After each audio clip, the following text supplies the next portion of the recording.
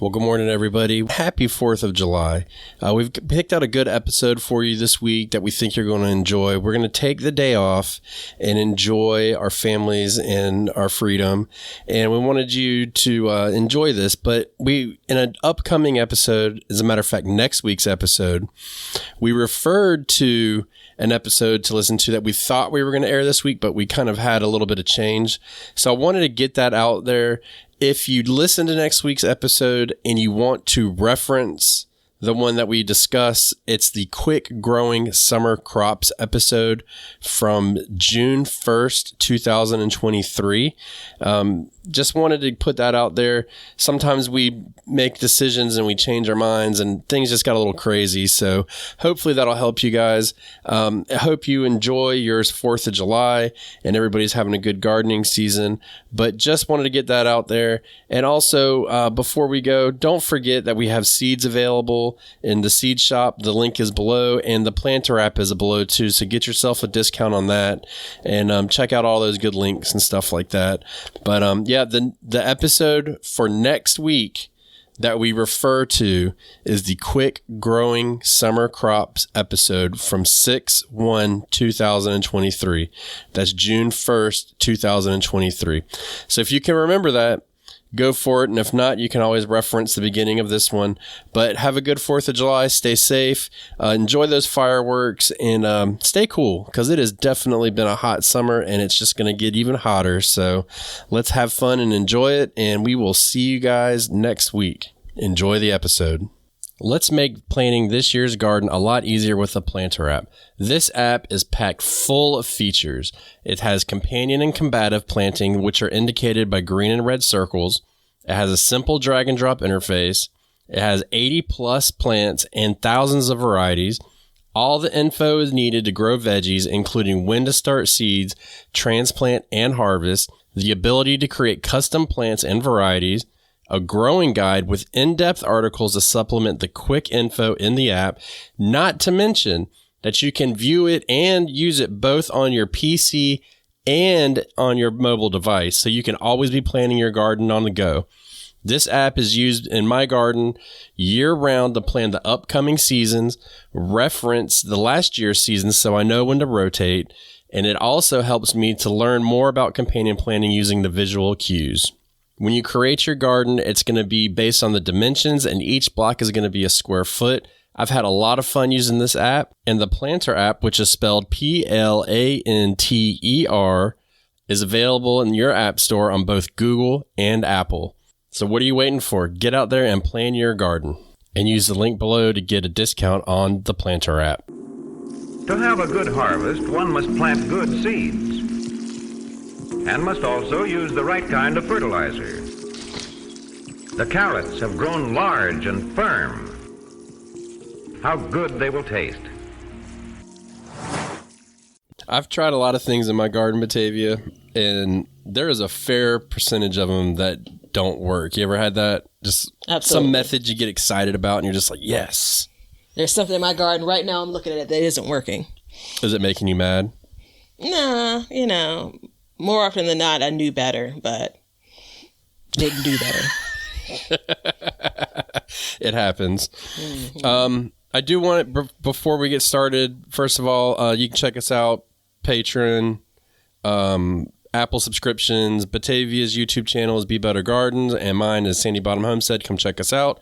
And also at the end of the show, we are going to be answering a Spotify listener question. So we got a fresh one for you. It's actually kind of fun too. If you all remember from UOG's listeners from the days of doing listener questions, Young Ben never gives me the question in advance.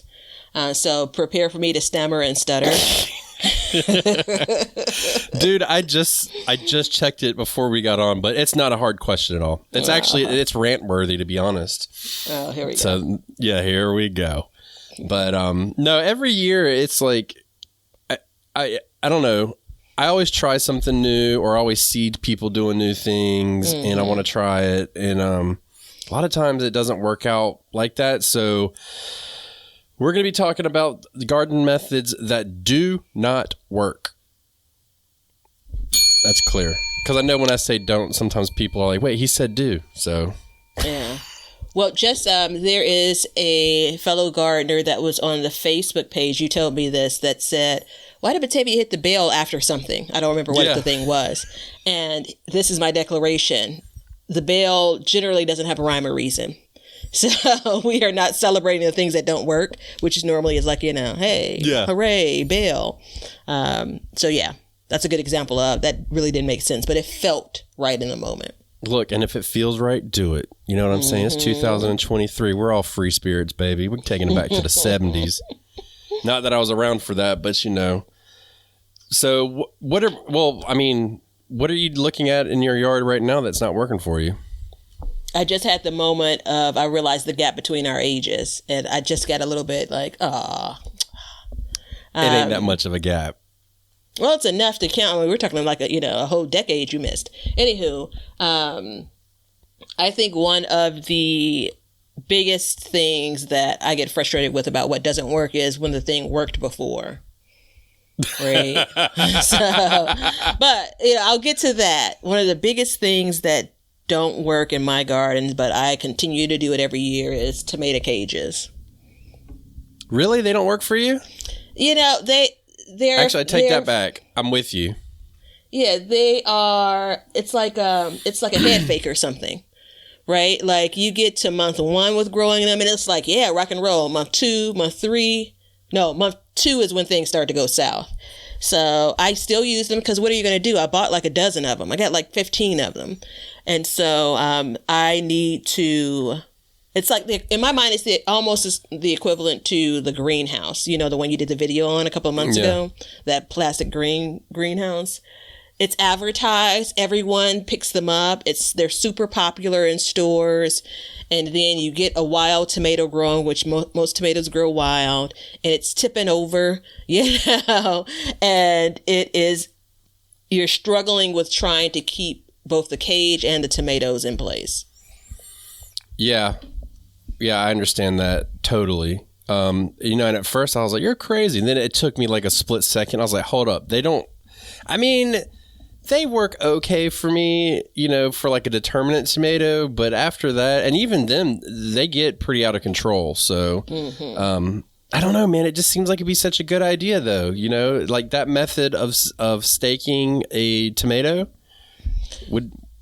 Well, but that's not what it is, though, really. It's caging the tomato. So what I do instead is I start most times with one of those wooden stakes. It's like a 5-footer or something. Mm-hmm. I put, in the best version of this, I put the stake down and then I plant the tomato. Then I put the cage on top of it. So the stake is sitting in between inside of the cage. Yeah. And so that allows me to use the stake as somewhat of an anchor. When I need to start tying things up, I can tie it to the stake, which is more likely to stay in place than the cage. So the cage still, there is some bits where I'll tie string to it. Because if I'm a brand new gardener and I'm going to the garden center and I pick up a tomato cage, I think my work is done. Yeah, it definitely seems like that would be the end of the story. Mm-hmm, mm-hmm. And it's not like a failure in my garden. Like I've managed, basically, I continue to use them every year. But it does take some maintenance to make sure that the tomato plant isn't sitting on its side, because it absolutely will do that. Yeah, it doesn't work like you'd want it to. Mm-hmm. So have you started trying a better method? No. No? I've seen some methods that I think could be interesting, but it increases the work 2 or 3-fold.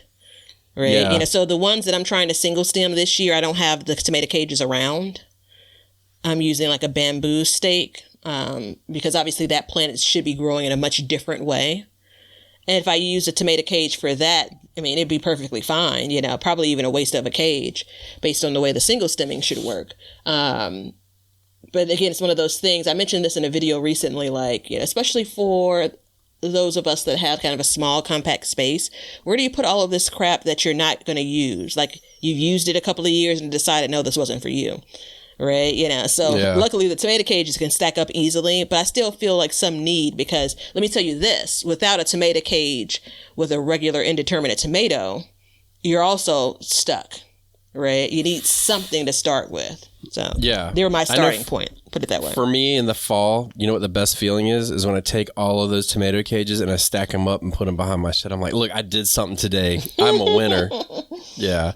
It's probably the thing that I can find the best in my garden. There's so many. I spent 35 minutes yesterday looking for my drill bits because I wanted to drill some holes in some containers, and then that was a signal for you need to clean up, girl, because I mean that's 35 minutes, in a morning that I'm basically trying to get a few things in the garden done before I go to my 9 to 5. Like you don't have that kind of time to waste. Yeah. You ain't got no toolbox. I do.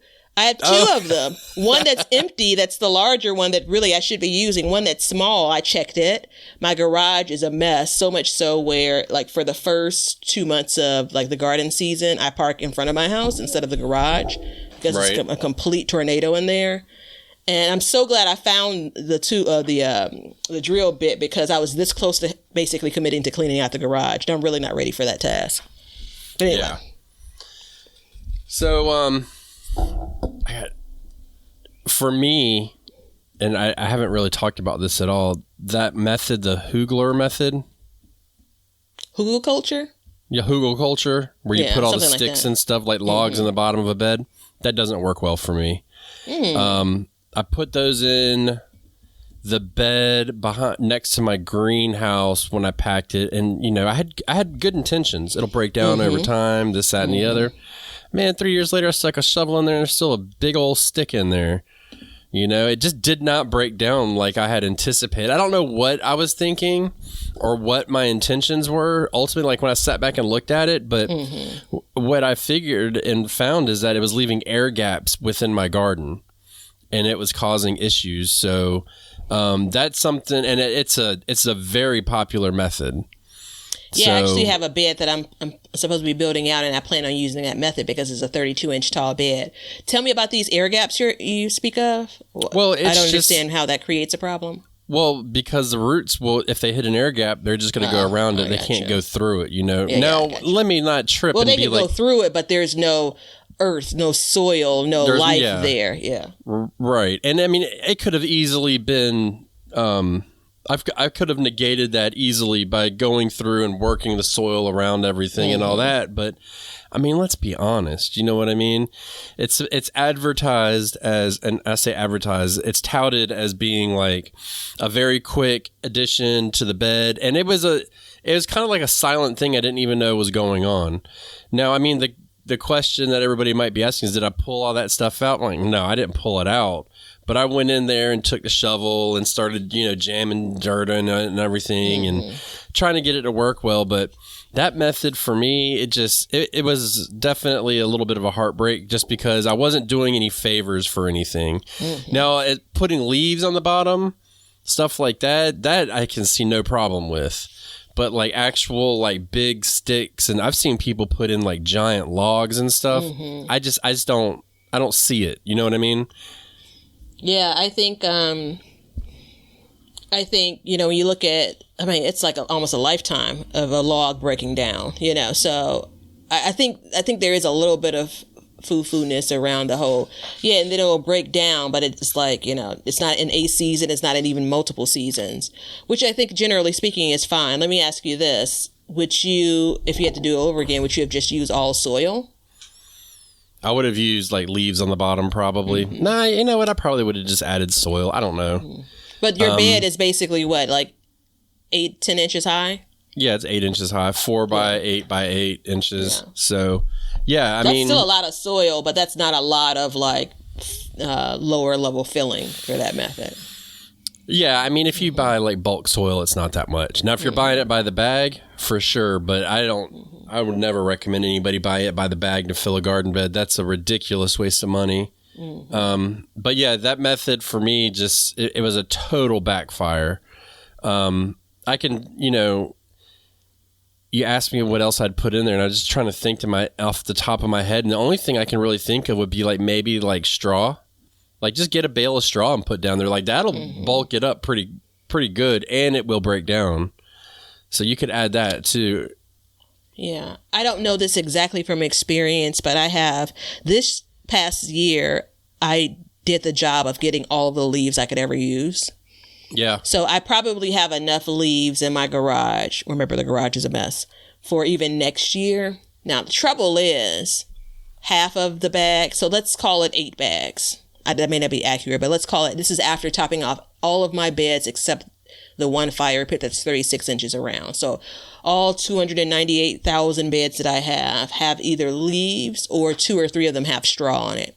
So anyway, that's a lot, right? So I definitely collected far more leaves than I needed for this season, which all in all, they're pretty dry. So they should be fine through this winter coming up, and I can use it next season. But remember, I have this bed, right? And so half of the bags, 4 of them are shredded, which is ideal, easy peasy. The other half are whole leaves, right? And so shredding leaves, which I've done for the past few years, not this year, but the past years prior, it's a pain in the butt, right? I got my whole leaf blower / shredder, but it's a pain. It's dirty, right? And I'm not talking about like, got dirt under my nails. I'm talking about like, you need one of those full body suits on, like remember in The Departed at the end? Like, otherwise, it's like the day before I wash my hair is the day I'm going to do this. So anyway, so the thing is, the easiest method for me when it comes to using that hugelkultur method would be to use the shredded leaves. That's more ideal because the whole leaves, even if they're being laid into the bed underneath, they still have an opportunity to get matted and almost create like a whatchamajig, like this more solid layer, more solid than I want. So I'm still probably many weeks off of actually doing this, so I'll have some time to decide the approach I want to take. But yeah, I mean, I hear you, So actually, okay, here we go. I just Googled it to see, because my question was, if you put leaves in the bottom, is that called hugelkultur? And here's the key right here. It's a century-old traditional way of building a garden bed from rotten logs. So I guess the key is to put already rotting logs in there. So maybe it's just my fault. Well, no, I think it's one of those things that we, the community, have bastardized it. Yeah, right? well, that was the thing is like I've just seen it so much where people just like put it in there and say, Yeah. Yep. And so then the next, stumps. How Google will give you like common questions asked. So what's the downside? And it says it takes a large amount of energy and time to construct, which I'm not building on that. Never mind. And it takes a long time for it to break down. So there you go. Well, that's okay. You can't get it all, man. But that being said, like I don't take back that I tried it because what if it would have worked great? You know what I mean? Now you know. It only took you one bed, to figure it out. All right, so mine, and I'm going to take this. I'm going to, take the weapon out of your hand.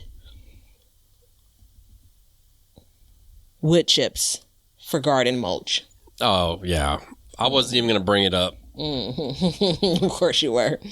So this goes back to the beginnings of young Ben and I, and I think maybe... We used to fight about this. Yeah, I felt very strongly about it. In part, it was a free resource for me. It still is a free resource in Chicago. And hit me in my DMs if you're in Chicago and you want to know the where.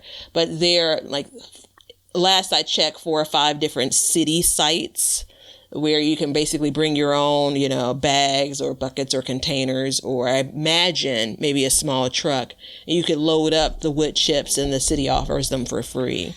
And so when you think about, other resources to use for mulch, I'm like, well, shoot, this is full free, right? Right. And so I had them in my beds. And this is when I'm starting to change the method of the way I garden. So in theory, I'm saying, all right, put them onto the beds and you can continue to plant in them. And there's that whole idea of like they continue to break down, which they do, right? But they don't break down as quickly as, let's say, mulch in a walkway. So anywho, first year, it seemed to work out great until I got to the point either later that season or the following season where I said, oh, I want to add compost to this bed. Like my approach of amending beds, which probably later in my garden career, I'll say how much of that was necessary in that way. So that first year after I added the mulch, I ended up like pulling all of those wood chips back biggest pain in the butt, like probably the biggest pain, the biggest time drain, time waste that I feel like I've spent in the garden in recent years. And so then it's like, all right, now we're adding them back in. So it was a whole project. Yeah. And then the part that it took me probably a couple more years to realize was specifically the roly-polies, which I still battle today.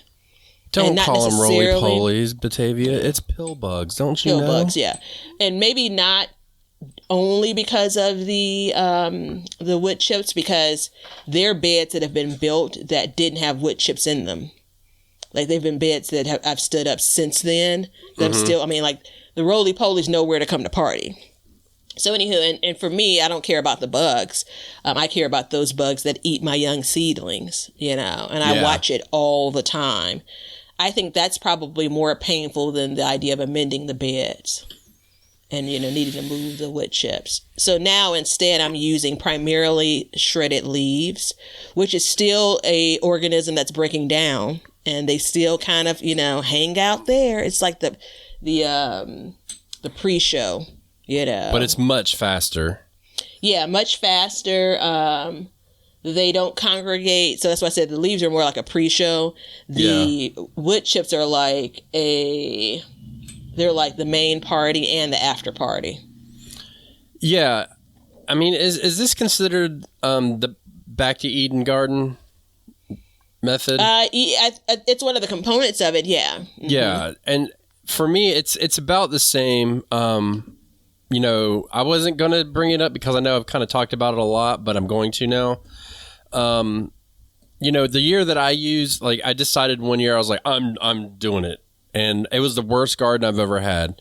I struggled. And as I did more and more research, I learned, you know, as the wood chips break down the first year, they tie up the nitrogen in the soil. So you've got to give it more. You know, I had a whole lot of, just like you said, roly-polies and stuff like that. I did not have a single weed. I will say that. But I also had tomatoes that got to be 2 feet tall and they stayed there. Mm-hmm. So there's an issue, you know, I mean, I'd rather have weeds than 2 foot tall tomatoes not going to produce. Mm-hmm. But the problem, and I think this is very area specific, meaning like in the South, the issue I had is, man, I had fire ants all through my beds because of it. They got in there and and ever since then, I have fought fire ants to an extent to try and get them out of my garden. It's crazy. So I'm right there with you. I think it was effective so forgive me and thank you for bringing it up. Forgive me for not noting this bit.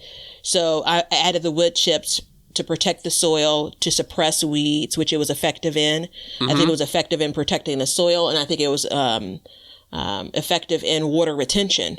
You know, it's a layer of a thing, right? You know, so I think it did all of those jobs, but it's the other effects. I don't think I've said this out loud to you, but I think sometimes you're in my head, so you know this thing. So I said at the beginning of this, on the garden bed and versus walkways. So for years now, I don't know which year, someone remind me, Leonard, is this year 3? It's 4. So, yeah, it could be let me finish the thought.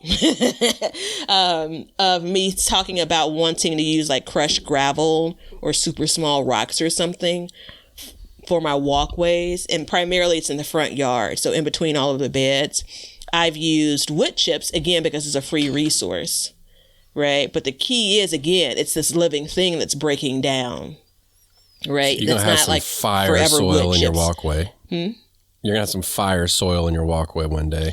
Well, you know, I've actually considered this new bed I'm talking about, scooping up all of the, and I've full on replaced it all like once. And I did some spot replacing twice. And I started using wood chips as walkways in 2019. So I was considering scooping it all up and using that as the very bottom layer of the soil in this new bed. But guess what's going to happen? What's going to be crawling under that bed? What? Roly-polies. Yeah. Anywho,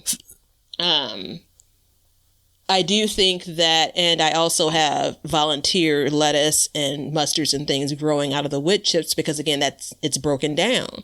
There's soil underneath it. Last note on the Back to Eden method. I've watched a couple of videos on this and a couple of gardeners that followed, kind of the Back to Eden principles. And I could be wrong, but I believe a theme there is a bed will sit dormant. So the space, you're building up your soil, but you're not always planting directly in it. I think one of those pieces is the piece that we kind of miss. Like when I say we bastardized the previous method, you guys know what I mean. Yeah. That method. It's the same thing when it comes to the Back to Eden method. It's the same thing when it comes to the Ruth Stout method, which I'm not adding to this list, but just as a reference. The what method? Ruth Stout. Stout. Which one is that? First name Ruth. This is a gardener who's passed on, but her method, growing in spoiled hay. Yeah. One of the more popular ways is to grow potatoes in that way. I actually have done a bit more looking into that, and there are a number of crops that she grew in that same way. But she used spoiled hay, which basically is, if I'm not mistaken, hay that's gotten wet and damp that isn't fit to eat, for your animals. And I use straw because I have access to that. She basically is like, put it down, in the fall to plant in the spring. I'm like, it's spring now, I want to plant. I'm just going to dump now, not the hay, but the straw. I'm going to dump straw straight out of the bag. So it's all these things, like we twisted a little bit. It's like next year's episode like this, I'm going to say, this method didn't work. And I realized that I've, again, bastardized it a bit. Let's cross our fingers and toes because we have potatoes in there. So in 2024, everybody, I want you guys to go over to Batavia's YouTube and watch her garden as it transforms to only being planted in walkways. And then all of the actual garden beds will just be like sitting areas. Dude, that's the future of your garden. You step in and it's like there's a table, a dinette set in there inside of the beds. Yeah, that's exactly the right. maitre d', can you come over to table /bed number 6, please? Yep. Please don't step in the garden. It looks like a walkway, but it is not. No, Living walkways are a thing, though. They are a thing, and damn. Sorry, everybody. I got excited. They are a thing, and I'm not against them. But at the same time, heck, I got living walkways. I got weeds growing in my walkways. You know what I'm saying? Mm-hmm. But no, I agree. The wood chips just didn't work out for me either. And one of the things that you did mention was, I plant year round in my gardens for the most part, so they're not really sitting there and resting like they should be sometimes. And in the wintertime, I think you get a lot of good breakdown in the wintertime from this stuff. Mm-hmm. When it sits and it stays damp and moist and all that stuff, I think you start to get a lot of really good, decomposition going on. Mm-hmm. If I could use an actual term for once. Nicely done. And for my walkways, I'm walking on them, and so that's adding to the breaking of the wood chips down. I had lost my train of thought with that one. I brought up the walkways to say if I had the gravel like I've dreamed of instead of the free wood chips, I'm convinced I would have less pill bugs / roly-polies. Yeah. I still, again, have other living things in my garden space. Again, the leaves do draw them in, but I'm convinced I wouldn't have as many as I do.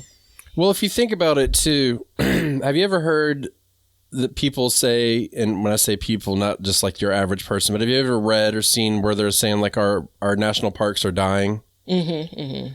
So this because has a of lot all the people trampling along them, right? Negative. Oh, so no, I haven't heard it then. Yeah, well, that's the thing. The national parks are dying, this, that, and the other. And what people are theorizing is going on is because they've limited to where you go in a national park, you can only stay on a trail. Mm-hmm. You're not supposed to veer off the trail. Well, what happens when you walk down that pathway in your garden? You're turning it up, you're moving it, you're introducing air. You're basically turning a compost pile within reason. Well, it's the same thing in nature. Back in the day, if you lived in Yellowstone, you walked all over it. There was, you went everywhere. It didn't matter. So things were getting turned up a little bit better, and now they're not. So I think, that's why in our gardens, because, let's face it, you stick a tomato in the ground and you walk away, you don't dig in that anymore until the end of the season. So, I mean, how many times a year are you really digging in your garden and turning it up? And introducing that air, because air is a big portion of the decomposition process. That's the fuel to the fire. Air and water, that's the biggest thing, so you've got to have that. And without that, I think that's where you get those problems. So that's why our walkways, we're constantly having it. Like I use wood chips in my flower beds, mostly because I just don't care and I don't want to mess with it at all. But I never, ever dig in my flower bed, ever. So those wood chips now are 3 years old. They look like they've been, forever. Plus, I use natural colored, so I don't have to refresh them so they look good or anything like that. But yeah, my award-winning perennial street side flower bed. Well, it hasn't won any awards yet.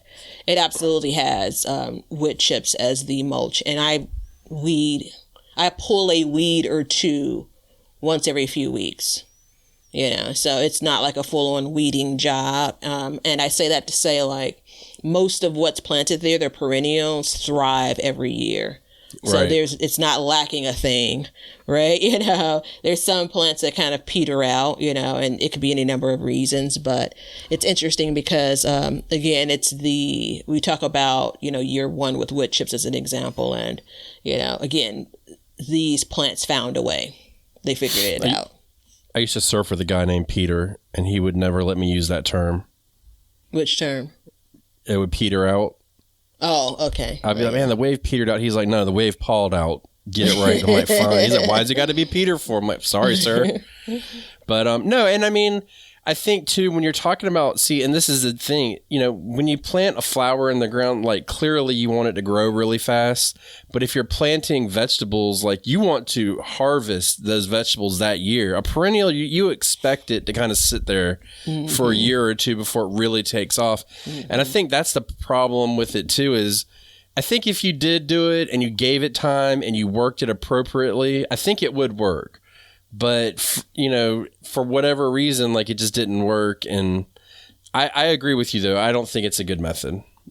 I agree that if you gave it time, and you had the space to give it that time, that it would be more effective. I also believe that when you think about the space that we're talking about to give it that time, you're right. Like for me in my area, and even in yours, like the garden is kind of compact. Yeah.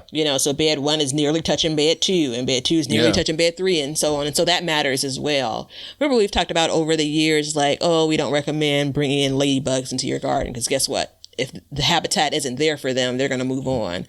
And it's the same idea with the reverse bad bit of it. It's like the roly-polies, the pill bugs, these bugs will find what they're looking for, or they will move on. And clearly they continue to find what they're looking for. But let's move on.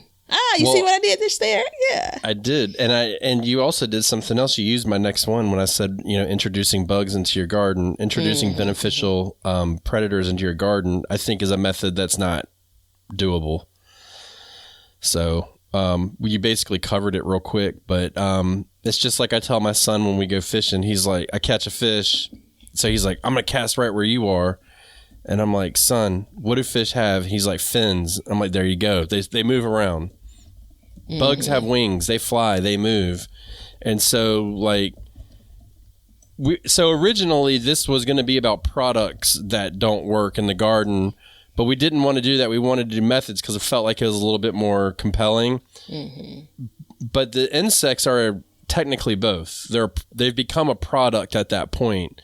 And so, like, you see pictures all the time, like, look at all the ladybugs on here. But it's like, yeah, you paid for the ladybugs to get rid of it, but then they're gone. They just go away. So why don't we find a method to attract ladybugs instead of adding them, or praying mantises, or whatever, insert whatever beneficial insect you can find. You know what I mean? I was thinking about this the other day.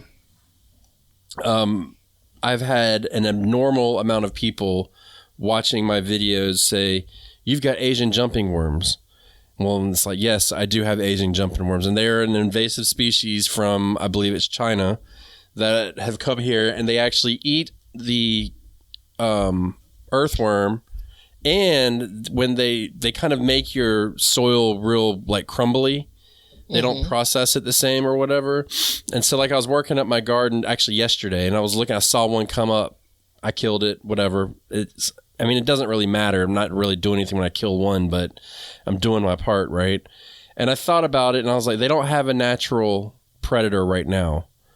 But there will be a natural predator at some point. Like at some point, something will come along. Nature will prevail, and it will take this worm over, and it will feed specifically on this worm. And there's been places like in when I was younger, I was privileged enough to take a trip to the Galapagos Islands, and so they had I believe it was the people that brought the ships over there back in the day released, I think it was pigs, I don't remember. So anyways, they introduced feral cats to take over the pigs. Well, now they got a feral cat issue. So they're like, okay, now they're paying people to come out and shoot the animals. There's like a bounty on their heads because they've become invasive, because they've added something that's not natural to the environment. I know it's not really a direct correlation of what we're talking about, but it's the same idea. Like if you keep adding these things, there could be other benefits that we just don't know, or other downsides that we just don't know about having. I know people are like, there's no way you can have something from having too many ladybugs. But, a case of aphids is not really worth spending $10 on ladybugs and releasing them for them to stick around for a couple days. You know what I mean? Yeah. Yeah, it's it reminds me of the unnatural things that we do, kind of the way that we sometimes force things in our environment. But that's a whole different show. Is it? Yeah, it's a whole different show. Okay, it's a whole different show, everybody. You heard it first right here on the Backyard Gardens podcast. But so I don't agree with that method at all. I think that it's unnatural, and I think it's just not realistic. And I know there's people out there like, hey, it worked for me, and that's great. But the question is, do you have an exploding population of that insect year after year? What are you laughing at? So I don't know if I've mentioned this on the show, but I mentioned it to you, of course. So one of my neighbor's dogs, the youngest, but the biggest dog, my neighbor has started to do some things in her front yard. So actually, it's not even because of the bigger dog. It's because of the little dogs. They can get underneath the wrought iron fence in the front yard. So she basically has blocked off from going from the backyard to the front yard. You know how I walk in between, like I call it, on the side of the house, but a lot of people call it gangways. So she's blocked that off. And the bigger dog, who's outside more, the one that yapped at me all last summer, but we have an understanding now. So she has not only this big piece of wood blocking it, but she also has a garbage can in front of it. And so when I saw it, I was like, uh-oh, like the dog isn't going to like it. The dog's name is Precious. I'm like, oh, she isn't going to like it. So yesterday she was sitting on the porch, the back porch. Houses are set up exactly the same. And I walked over to that direction. And now she doesn't care if I walk on the side. Most times she just kind of walks alongside, with me. But because of this thing being blocked now, she can't. And boy, did she start barking. And I'm like, honey, I know. Like, it's not my fault you can't get up there. It's like she's used to being able to move around a bit more. And I'm like, you'll get used to it. So I got a motion detection by my back door. And normally it's her. But I'm like, what are you doing? Because you can't go anywhere. And so sure enough, I could see how sad she looks, kind of looking at the garbage can, remembering what the front yard looked like. All right. So I'm up, right? You're Thanks up. Go for this ahead. side story. That's okay. Go ahead. So you have a new friend. Yeah. I didn't say we were friends. Yeah. There's still a little bit of act right between her and I. I think the teepee method of growing beans, so the teepee method of vertical growing. Yeah. It's very similar to the tomato cage. Boy, you could set that up and be wrong about it.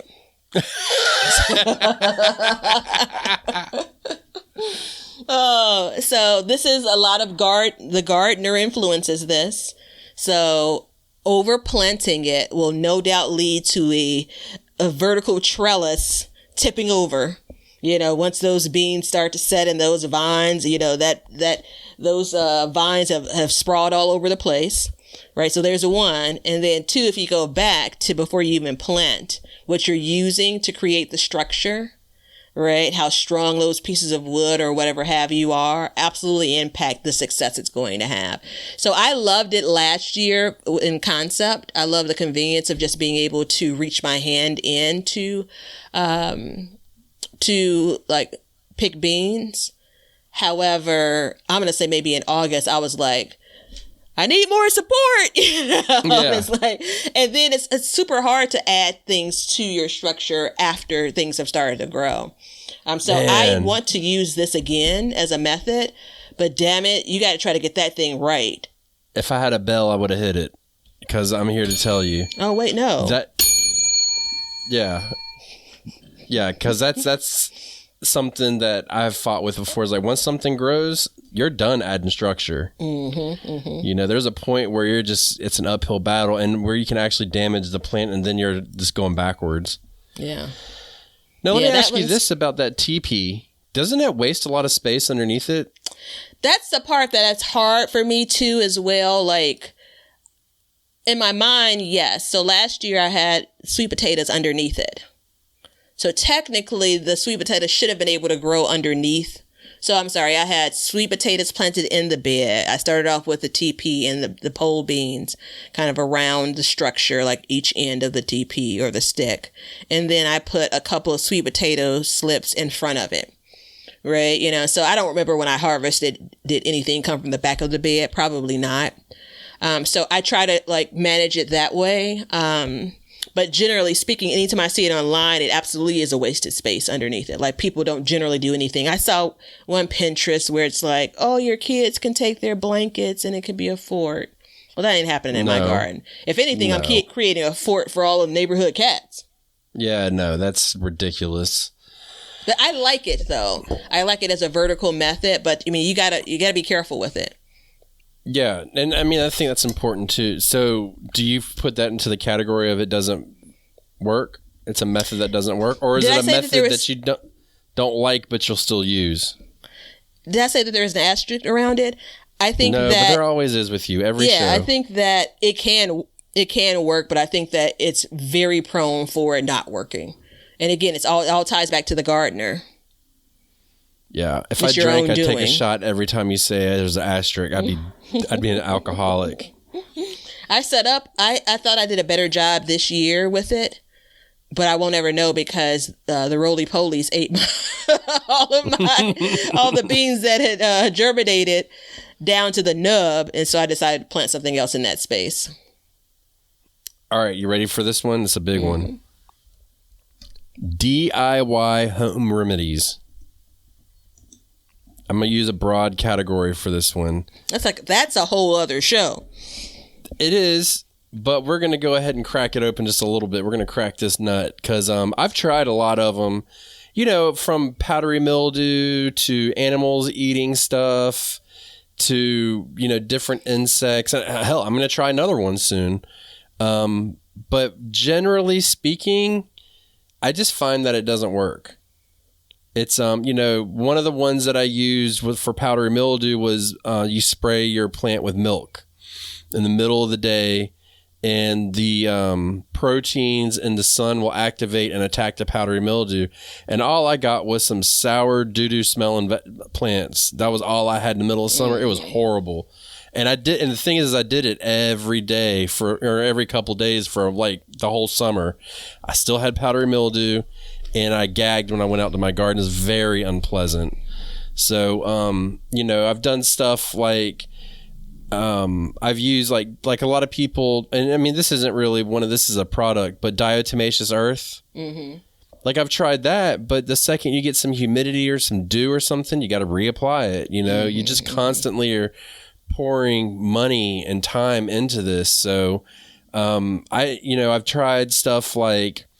Now, one thing, and this is the same concept with the diatomaceous earth, but I do find that it works, is like adding like cayenne pepper for things that chew, for like mammals and stuff like that, like sprinkling that on your plants. It does work, But the problem is when it gets wet, and it get wet from either you watering it, the dew, the rain, it cakes up on your plant. So then you got to go clean your plant off and stuff like that. So I did stuff as well as like hanging bars of soap around my garden to keep deer out of it. Didn't work. They just, I mean, hell, I think they ate one of the bars of soap. You know, it just didn't work. So I'm not saying all DIY home remedies don't work, but just be real careful when you try them. And I mean, why not give it a shot? You know, it's like right now, I just had a video come out about my potato harvest, and we pulled up some grubs out of the garden. I asked, you know, what are these grubs? And you know, a lot of people said they were Japanese beetle grubs. So I was like, okay. So then I started looking in, like, how do you get rid of the Japanese beetle grub? And one of them was you spray like a certain mixture of like dish soap and water onto your garden, and they'll come to the surface and the birds will eat them. I'll try it. What have I got to lose? You know what I mean? Like, I ain't got nothing to lose. I don't have high hopes for it, but I'll try it, you know? Forgive my deep breathing. I agree. Yeah. Right. First and foremost, I'm not contesting it. I just get so frustrated when it comes to the DIY remedies and all, because oftentimes, whether you read it from the internet, you know, some published article or a blog or whatever have you, or someone comments, it's almost never like confirmed. It's like one person heard it from another person, heard it from another person, right? And we talked about this briefly before. Like, remember the guy said something like, you should put, he may not have been this direct, you should put mirrors in your garden to help with, you know, to redirect the sun in the places that are shady. Remember, the backyard garden is probably the sun's just coming out now back there, at least on the near the wooden fence side. And I said, you know, have you tried it before? He's like, no. I'm out here hanging windows all over my garden, and again, it may work, but like, so that's the part that's frustrating. And unfortunately, what I oftentimes do is I just discount almost all of it, right? You know, so unless someone leads with the, I did this last year, I do this tried and true, you know, I'm kind of like, well, thanks for the suggestion. And I know it sounds dismissive, but I don't have as much time as I'd like. And in turn, I can't go chasing ghosts when it comes to this. So, you know, kind of odd, maybe uncomfortable, pun intended. My grandfather, God rest his soul, years ago, I can remember him coming over and sprinkling flour on my collard greens. What for? This is, guess what? Guess what he's sprinkling the flour on to be proactive against. Think about my number one garden pest. So he just had to add oil and fry it right away. I mean, I don't know. So it's supposed to deter the cabbage moth. Looper. Either the cabbage moth or the worms themselves. I don't remember, but I'm going to tell you this. I tried it years later, and all I had was some burnt leaves. Right? Yeah. They were discolored, and I can't remember what happened when he did it. And the only thing I could come up with logically now is maybe the season was cooler, because a part of that burning is like thinking about where they were planted and then how hot the sun was. Yeah. But you know, that year that I did it, and I don't know, that he may have still been around for me to ask, and maybe I just didn't. But I'm like, it's an old wives' tale, and it doesn't work, you know. But at some point it must have. I don't know. Maybe there's a whole different species. But anyway, that's a DIY remedy, you know. Yeah. Now I use like on my tomatoes, I'll start. Well, actually, pretty soon I need to start using like peroxide sprays on my tomatoes to help fight fungal infections and stuff. And that does work, but there's science behind the work of it. Mm-hmm. You know what I mean? So it does help, but I mean, it's a long process. And I mean, I'm not advocating for going out and getting like, you know, the harshest treatments you can possibly get to put on your plants. That's not what I'm saying. But the way it is now, like we have so many organic solutions out there that there's definitely options. And some stuff, I mean, look, if you got deer coming into your garden, there's some stuff you can do. But if they're real bad, you just got to plant extra for the deer. You know what I mean? Like, that's the only thing you can do. And I mean, I can tell you right now, my mom, she feeds the deer in her house. Every night there's 8 deer in her yard. She has 5 garden beds in there, and she's definitely put up netting around it so that they can't get in. They don't eat her plants at all. They go to where she's feeding them, but they don't eat her plants at all. Yeah, so there's something to be said about that. You've used that as a feed the thing. That I think it was when I was talking about the squirrels. I think it probably depends. I don't know a whole lot about animals, so don't get me wrong, but I think it probably depends on the type of animal. But this is what I just said is a great example of it. So, and this isn't me attacking you, the peroxide reference. There are people that do things. So the guy about the mirrors didn't do it, but there are people that suggest things and they do it, but they don't know for a fact that it works. They just believe it. You know, so there's that bit as well. I'm very careful around what I take immediately from the internet and apply to my garden. You should be, because the way it works is Johnny says that it works, then Susie picks it up, and then April picks it up, and then William picks it up, and next thing you know, Bob Vila puts it on his website, and then now it's gospel, or some other famous. And look, I'm not knocking Bob Vila. Look, I'm a child of the 90s. Like, my man, you can fix some stuff if you pay attention to Bob Vila. But at the same time, like, that's how that stuff, and you see it on social media all the time. You know, I mean, that's just kind of how it works. Every year there's some new craze. Yeah. So I still have this theory, again, unfounded, but I just feel it. Yeah. Like, we just want to be doing something. I said it exactly how I said it. We just want to be doing something. Right. And it oftentimes comes up with, again, there's a ritual that's been created, and I think there's definitely some parts of me that are naive, and it's like, oh, okay. Even when you have a trusted gardener, like have you tried this for things? And I'm kind of like, I mean, that's a big part of the show. I'm just like, I don't know, man. I mean, I know you be growing stuff, but I don't know about that. So again, it's, there's, if we're lucky enough, there are enough growing seasons for all of us to give some of these things a try. If I'm being very specific, these were things that didn't work for you or didn't work for me. And I bet if we went another hour, we could probably come up with a few things that I still have on my didn't work list, and maybe it worked for you. That's just how things roll. Yeah. Oh, I'm sure there is. Yeah. All right, everybody. On that note, because I don't want to keep going on about that and ruin everybody's day that's out there searching for DIY home remedies, we are going to do our Spotify question. So here's the deal with Spotify. I'm going to keep saying this until we kind of get it out there. They've added this new feature. We made it so you could ask us a question, except the only downfall is I don't think there's a way for us to answer you directly on there. So we're just going to answer them on the air, and it'll be at this segment of it. And Kaylee, she wrote this was on the Leave a Gardening. Oh, never mind. It was on the last episode, which was, I'm still figuring this out. The plants to fill gaps in your garden episode.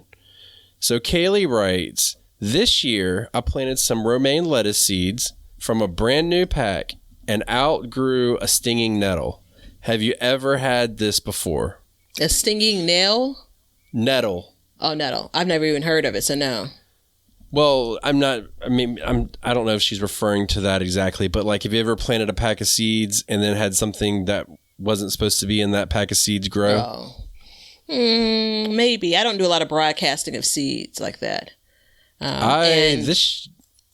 ahead. And based on the way that my garden mixes and things come up, which I think there's going to be the connection in a second, but the way that my soil is set up, the way that even my indoor soil sometimes gets set up, I think things go to seed, drop, and then I think I ended up mixing it into my, whatever my growing medium is. Right. Sunflowers are the greatest example in my garden right now. I know I grew sunflowers in the backyard garden in 2019, never since. Interesting. So, like, why do I have sunflowers coming up and all kinds of crap in my backyard garden, right? Yeah. It's me, in one case, moving soil around. In another case, it's the squirrels and the bees and the birds and so on. So, but what's the issue though? Is it? She's just asking if we'd ever had that situation before. And I mean, for me, like, I definitely harvested some carrots yesterday, and they're from a reputable seed company, and out came like this random carrot that wasn't that variety. It's actually a yellow carrot instead of an orange carrot. You know, I've had a couple of those. I think it happens with me a lot with carrots, where I'll get like a white carrot or something randomly. So I had that, and then this year, actually this is a bad year for it, I planted some cucumbers and out came a squash.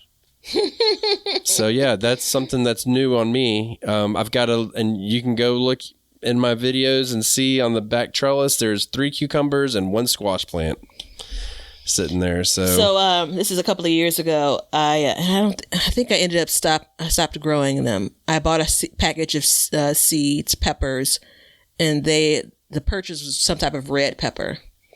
And every year, no doubt, I'm gonna get my peppers confused. Meaning, like, I'm going to lose track of what I planted. I labeled the pepper plant properly. And it took me until closer to the end of the season to realize, wait a minute, this is labeled a red pepper, not a yellow one. And so I looked, and I had planted that same pepper plant in multiple places. And I'm like, they're all yellow. So I went back online to where I had purchased them. And, you know, sure enough, there was a comment or two about people that had basically gotten a package labeled red and it was actually yellow pepper, which is a pain in the butt because that's not what I wanted. You know, I was very intentional about wanting that pepper to be a red pepper. So that's one side of it. But now I know that entire package, I should assume it's, you know, yellow peppers instead of red. It is, you know, it is kind of crappy because it's now a crapshoot. Like if you use all of those, continue to use those seeds, you don't know what's going to come up. But if I had to have it come up for anything, when it comes to a surprise, it would be lettuce, just based on the quantity.